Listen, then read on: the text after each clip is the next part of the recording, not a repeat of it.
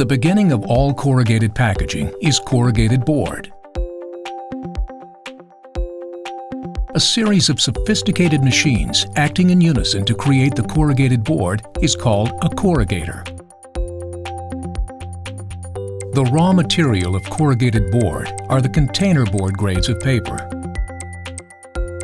Liner, which becomes the flat facings of the board, is primarily made from the long fibers of softwood trees.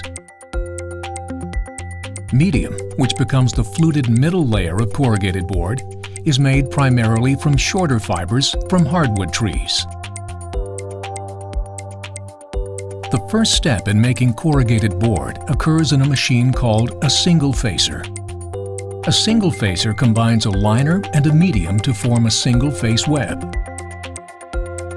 To do this, the medium passes through a set of corrugating rolls under high heat and pressure to form the flutes that give corrugated board its strength and cushioning capability. Each set of corrugating rolls are made in specific flute profiles to create the performance attributes needed for the finished packaging item. A pressure roll loads the correct pressure and also brings the liner into contact with fluted medium after a cornstarch-based adhesive is applied to the flute tips by the glue roll. The glue roll turns against a metering roll to control the proper amount of adhesive that is delivered to the flute tips. It is critical that the correct pressure is applied to the corrugating rolls and that the adhesive reaches the proper temperature and consistency to form a strong bond between the liner and fluted medium. This combination is called the single face web. The single face web then leaves the single facer and is elevated to a bridge that carries the web to the double glue unit and the double backer. The liner and corrugated medium are fed into the single facer from opposite sides via a pair of roll stands for each.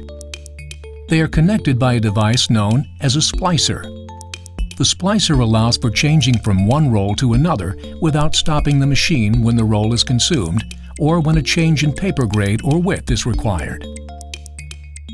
As roll stock is unwound and heads to the single facer, the paper passes around heated rolls or preheaters that bring the paper to the proper temperature for the corrugating process.